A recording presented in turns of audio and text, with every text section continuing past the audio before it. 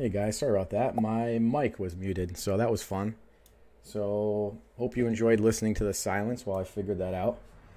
Um, I'm gonna do a quick recap for you guys on our trading alerts. So, if you guys are already a member of our community, you know that we do trade alerts. We send them out the night before. We send an email, and basically, you guys can input these levels into your trading account, set the price level alert, and then pull up the chart when they go off, and then decide if you're going to trade it or not. So, we talk about trading the best setups. Obviously, when an alert goes off, that's not a absolutely buy me, but let's look at the conditions for trading, see if they're right for trading, and and then take it. So I want to give you guys an example of that. So I've got a couple pulled up. I've got EPE pulled up already. So yesterday we had sent this out.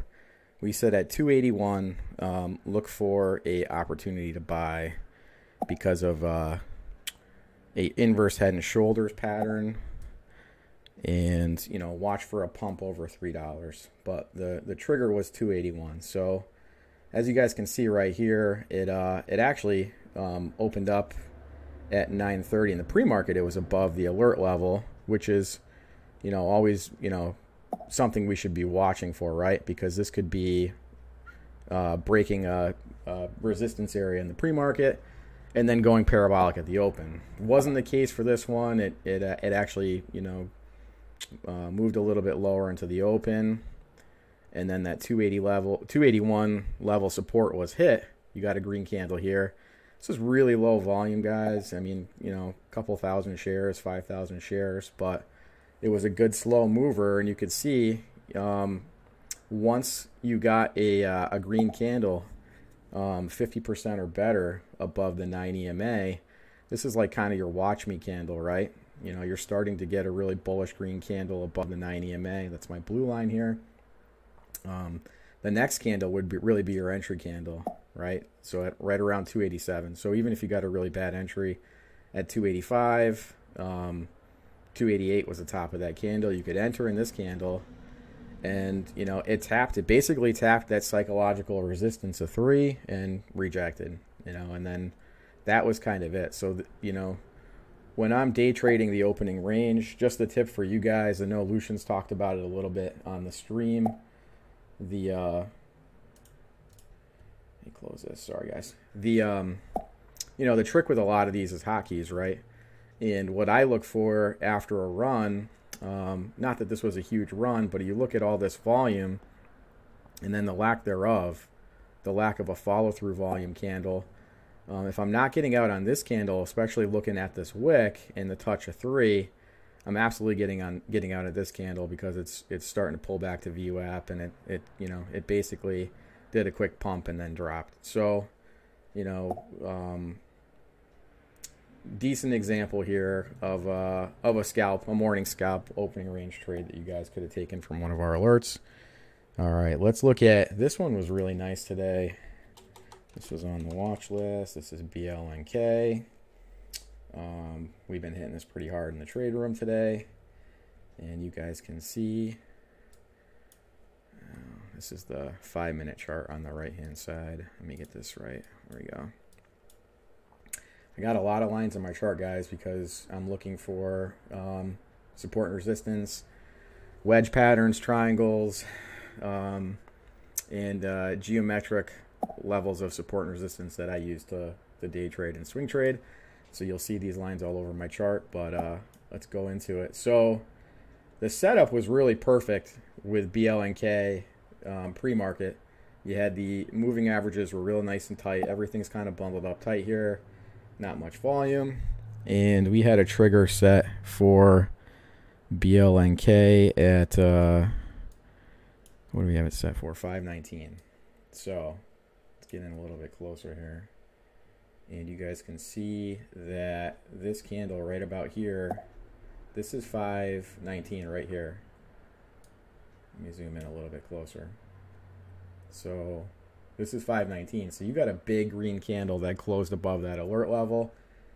and you have the right recipe. Let me get rid of the 5-minute chart so you guys can see a bigger screen. This might be a little bit better for you.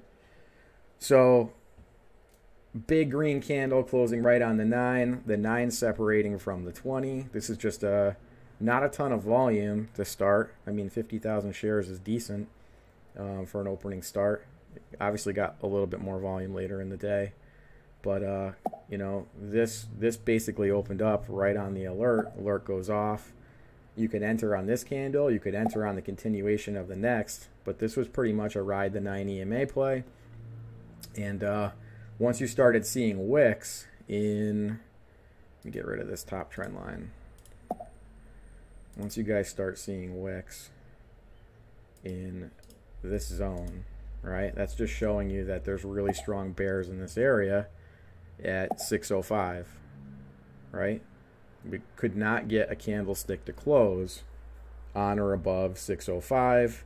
You're now starting to get candlesticks closing on the 9 EMA, and that's where momentum is starting to shift, because when I'm doing opening range trading, I'm looking at candlestick close price and, you know, where is momentum? And momentum will start to shift in the other direction the more candles that you have close on the 9 EMA. That's the sign of a trend change, right? It starts rolling over. So, you know, even if you got in at the worst entry here at 560 and chased, you know, you could have sold at $6. That's a 40-cent move off of one of our trade alerts, right? So, you know, point being, there's often, you know, a list of anywhere from, you know, 5 to 10 on our alerts that we send out, you know, and you can't trade them all. A lot of them are going to go off right in the beginning, but, you know, take a moment and prep and look at these. There's a reason we put them on there, because they have room to run, and if the circumstances are right with volume and price action, then they're tradable, and those alerts then become, you know, very good strong signals to buy if you've got the right parameters, where moving averages are in a nice setup, you know, volumes in a nice setup, you know, trading in the direction of the market. You know, it's been a bullish day. There's a lot of bullish plays today in the morning. So that's something to think about with these alerts. So I'm going to pull up another one. ARLZ. Now at ARLZ, the alert was set at 44 cents. So where's 44 cents? It actually opened up above that level, which is a situation where you don't want to chase, right? It looks like there was a big volume candle right at 928. We're not advocating that people trade the pre-market to begin with anyways.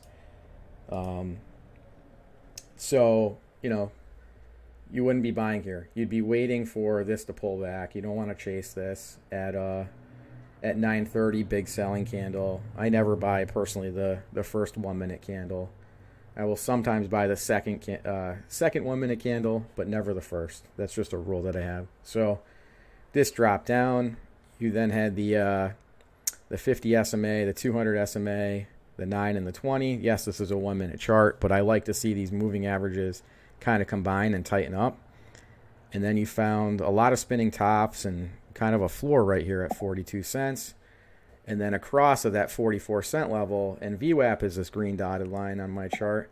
So you would really just eyeball this one for momentum to get back above VWAP, price get back above VWAP. And, you know, a lot of low volume candles, 20,000, and this is a very cheap penny stock.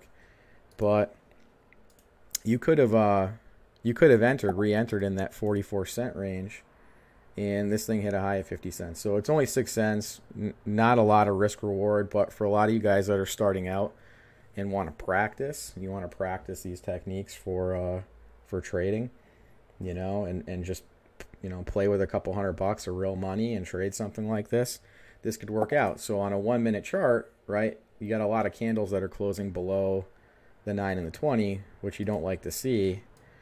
But on a 5 minute chart, it tells a little bit of a different story. This was the beginning. This is where it kind of found support, where I showed you guys before.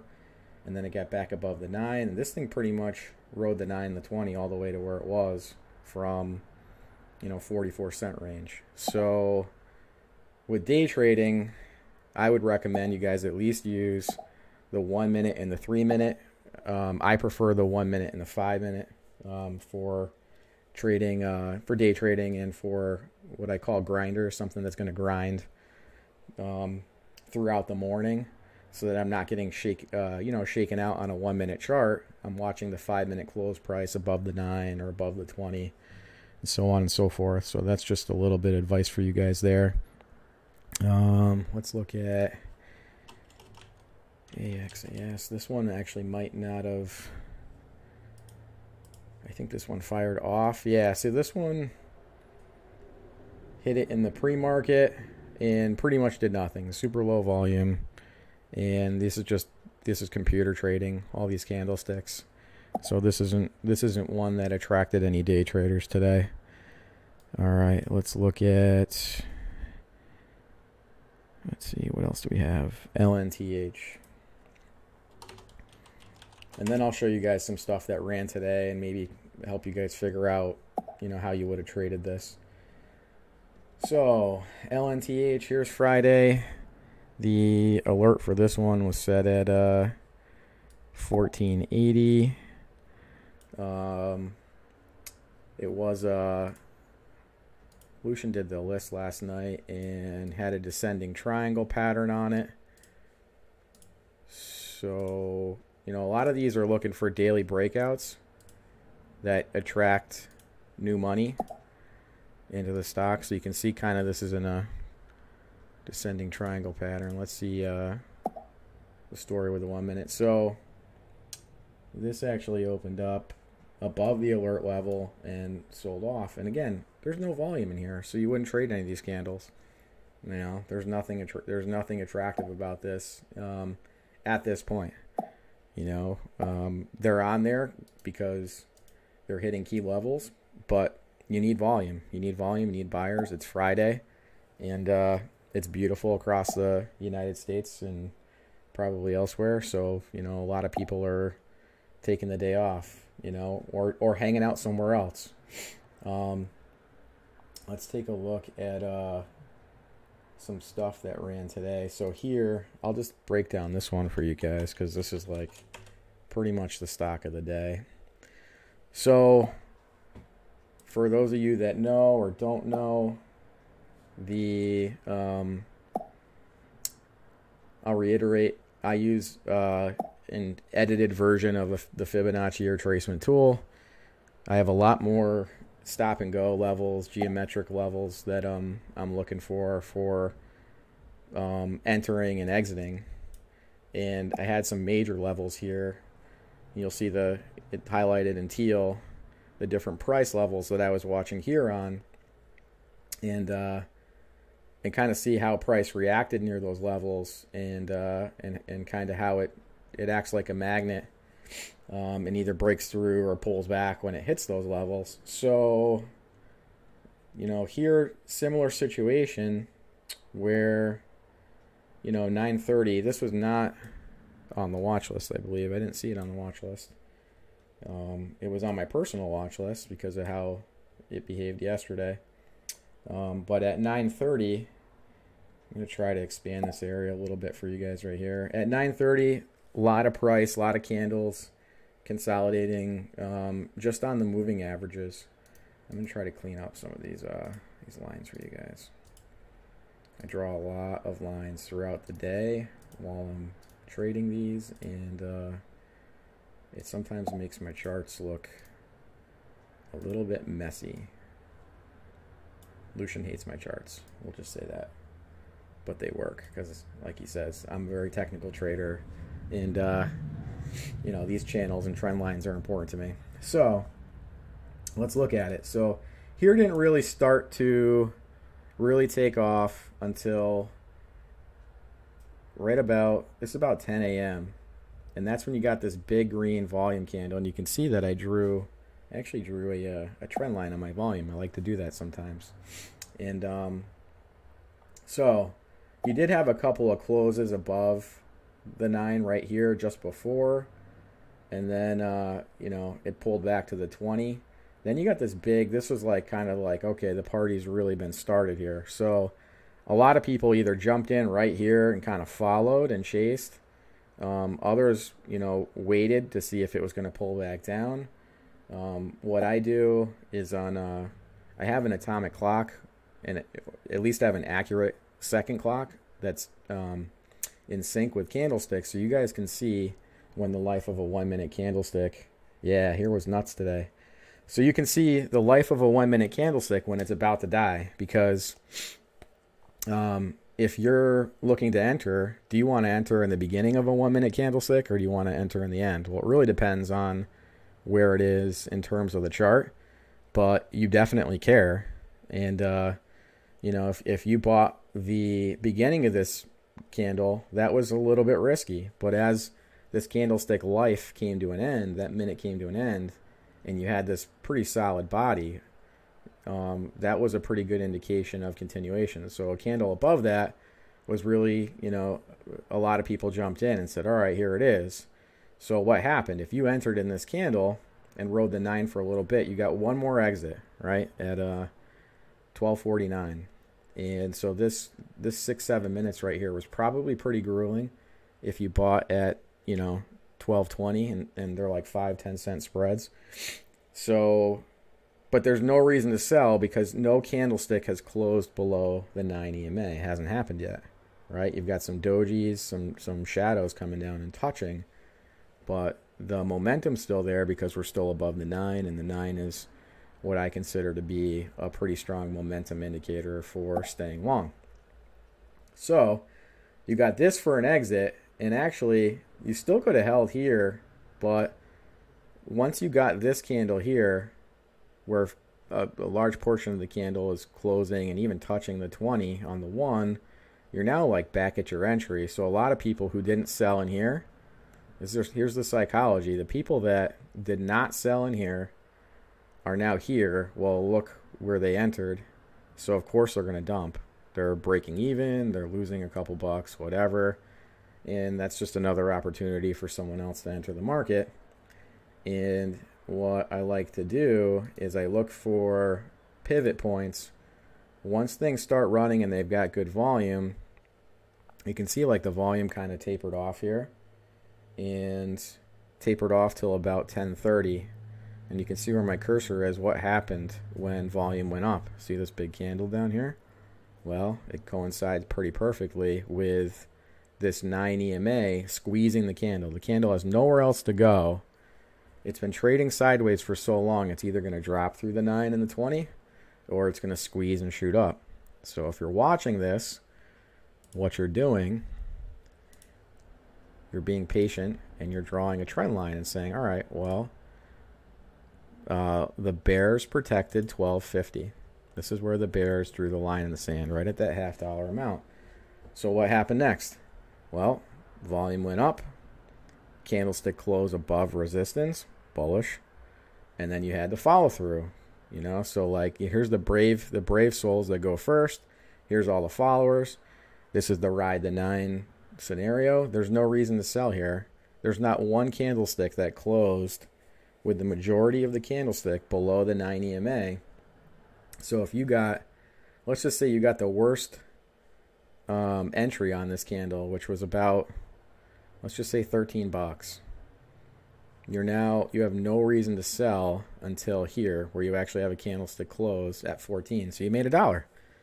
Not only that, but this should be a little bit tighter. I think I drew this on a 5-minute. So what you want to do is you want to go back, and as you get into these trades, or getting into these trades, try to find like where the top of the channel might be forming, right? And you can kind of give some candles a haircut a little bit, but where's the majority of the channel moving? And you can see it. Once you have 2 peaks, extend your trend line a little bit into the future, so you can see future support, or future resistance rather. Now all these lines, these teal lines, I had on the chart prior. So when 1325 was crossed, and we called it out in the trade room, 1325 being a major resistance point, and it got crossed, well, the next place that you're looking for major resistance is 1491. You still have support you have to watch, which is the 9 and the 20 and so on and so forth, but this is really the pattern. So we've got the top of the channel. I'm going to draw the bottom of the channel, and I'm going to go, I really want to go like this. Hang on. I kind of want to go like that. Make it as even as possible. All right, so you've got this channel that price is in, and you can kind of see what happens here. It didn't quite have the steam to get up to this 1491 level, and you know, you had the 9 start to curl down, this thing engulfing, you know, engulfing candle here, bearish candle, and then a close below the 9, which is a sell signal for me personally. And then you have all this consolidation below the 9, below the 20, and then it's basically, now it's dropping out of that channel. I'm always looking for a bottom, you know, a bottom pivot point to connect with another pivot point. So when I see prices pivoted this way, you could even just do this and say this was a rising wedge, right? If you look at it, this is what price was doing. What's a rising wedge? A rising wedge is a you know, it's bullish while you're in the wedge, but it's going to be bearish at some point when the wedge gets tight and a candlestick closes below it. That's when you're going to get a failure, and then, you know, a consolidation wave, or potentially you know, a crash. So instead, what happened with here is it traded sideways on the 9, the 20, got picked up by the 50 SMA. I know it's a 1-minute chart, but I like to use this line.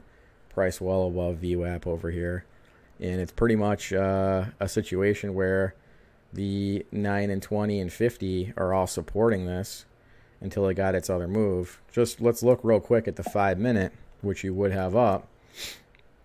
What are the 5-minute candles telling you? Well, the 5-minute candles are telling you to not sell. They're telling you to not sell because you're not getting a 5-minute candle that closes the majority of the candle below the 9, right?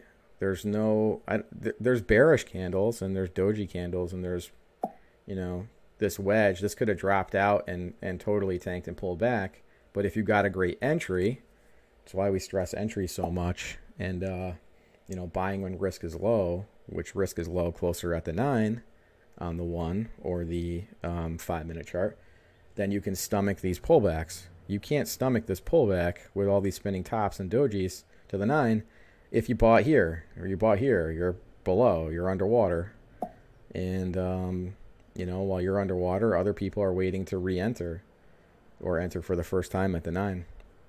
So on the 5-minute, your first really sell signal was this pretty big candle below. This candle, these red and green candles were both below the 9, majority of them. And, but the 20 acted as support. And again, if you got a good entry, you could still stomach this. There's still, you know, you might still be long if you bought in around $12.20 or $13. This is now hit a high at 1862. Yeah, a lot of people sold on this candle, this 5-minute candle. And at this point, now you've got this is live trading, so we're looking at 230. And I would expect this to pull back to the 50 SMA on the 5. Actually, what we could do, it's already starting to, if you look at it, this is actually looking pretty bearish. So a lot of people are going to start cutting the cord here. And, you know, here's more or less the momentum. You could even just say that this was a ascending triangle that failed, right? And so now it's kind of fanning out. It tried to get something going again. I like sometimes going to the candlestick body and not the wicks, because close price is really important to me. And so now we're dropping to the 50 SMA. So the 50 will probably be the next level support. So you know, at some point we might be able to draw a triangle, right, on this, and price will be inside this triangle. We'll have to wait to see what kind of pattern plays out. But, you know, essentially, you know, this is the biggest low float, smaller cap stock of the day. There were some other really good ones. But hopefully this is helpful to you guys, because something like this could be on our watch list. And, you know, there were some good winners. BLNK, go back to BLNK. You know, this was on the watch list, and it's been a pretty wild runner, and it's, you know, it's still running.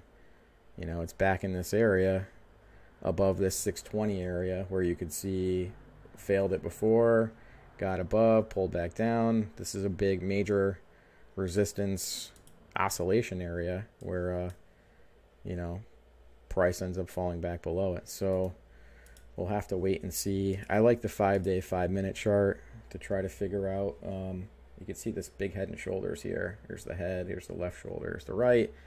It broke, it dropped down, found support. So right now, this is what I would call, let me go down to here.